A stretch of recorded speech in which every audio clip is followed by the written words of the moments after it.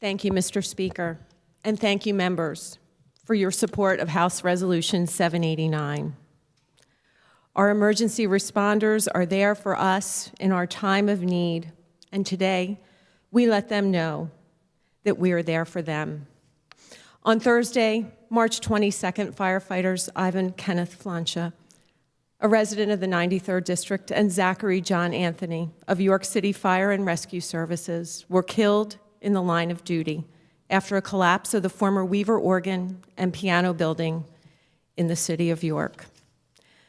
Kenneth Flanscha and Zachary John Anthony are husbands, fathers, cousins, neighbors, brothers in arms, and they always will be.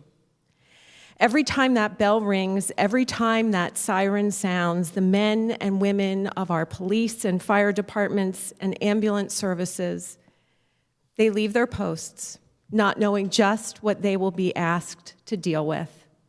Sometimes that post is a dinner table, sometimes it's a birthday party, a holiday family gathering, and still, without much thought, they just spring into action for all of us.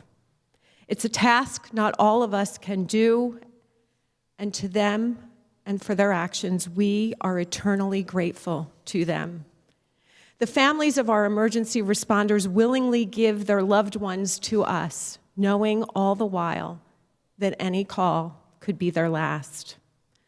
On that March afternoon, that fateful realization hit home for the relatives of these firefighters, Ivan and Zachary. We fail to say thank you often enough to the men and women who serve as our volunteer emergency responders. And frankly, it needs to be done at times other than these.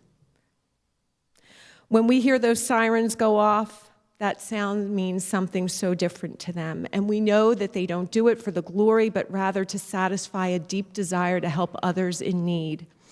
We also fall short when we don't express our gratitude to their families. And that's why it's so important that we're here at this moment in time.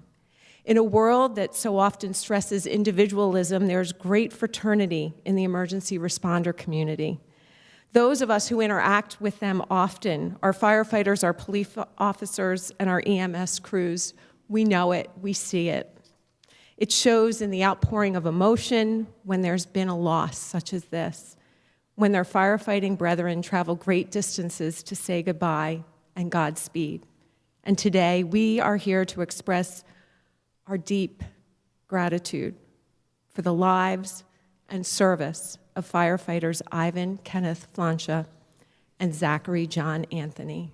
And we pray God's comfort and peace for all of those that feel their loss. Thank you, Mr. Speaker.